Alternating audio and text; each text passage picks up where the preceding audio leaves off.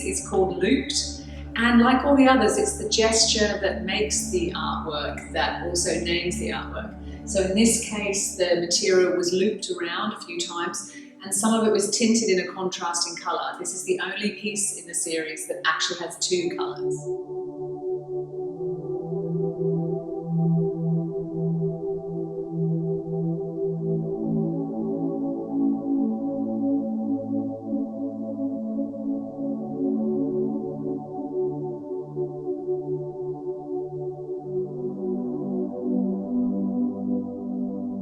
Both swirled and rolled also in form have a hide-like silhouette, which enhances the sense of the connection between the material being cellulose, but also a symbol of humanity and skin.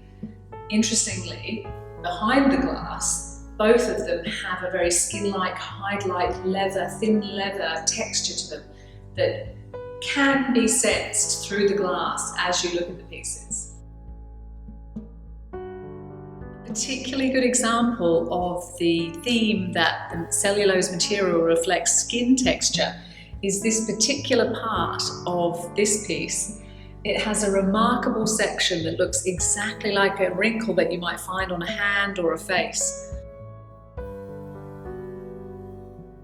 And on Shattered, there are sections that look exactly like the folds on the palm of your hand.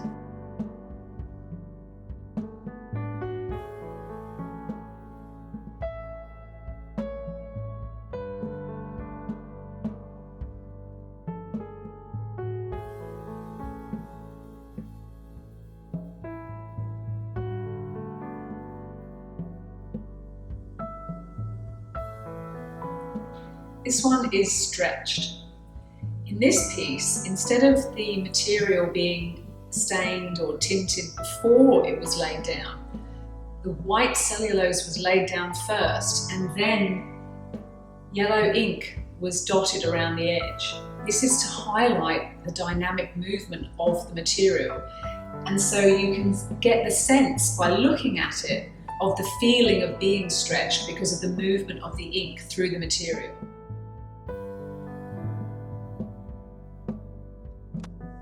In this one, Swept, the gesture is very obvious in the result on the cellulose. You can see very clearly the effect of sweeping marks through the material.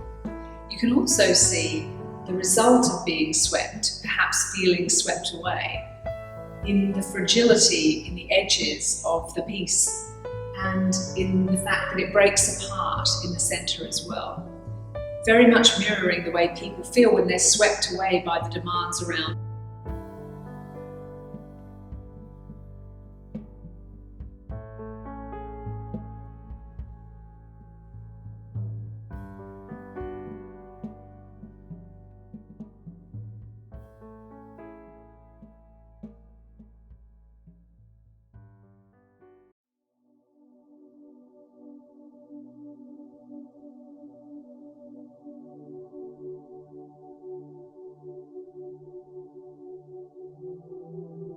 This piece is inundated. So the cellulose was tinted green and spread out and then inundated with water that moved across the material from right to left. As it did so, the material starts to break apart and you can see the result of the cellulose, the paper pulp, being inundated with water.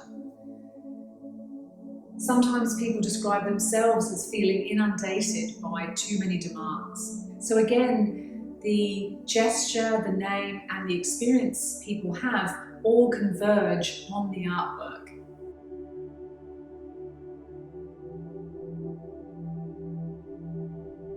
As with all the other pieces, the gesture made the work, and this one is called Scrambled. So the cellulose material was literally scrambled up and poured out, and this is the result. This piece is called Shaken. The paper pulp or cellulose is made into a very liquid state and then poured onto plastic and shaken. And the liquid tends to coagulate into pools and has some very narrow join pieces. So you get a very high contrast, large globular sections, and then small bridges that join them together. And as one person said, those bridges would be the breaking points. And of course, we all have breaking points when we're spread too thin. Personally, this is one of my favourite pieces because it has such a dramatic effect, while also being quite subtle because of the white on white colour. Frayed was the first piece in the series, and again, the sensation, the description people make for themselves of feeling frayed by being spread too thin mirrors the name of the piece and also the effect on the piece. It's particularly delicate, feather-like, and demonstrates clearly what happens when we're spread too thin. Pieces start to go missing and the integrity of the whole piece starts to become threatened.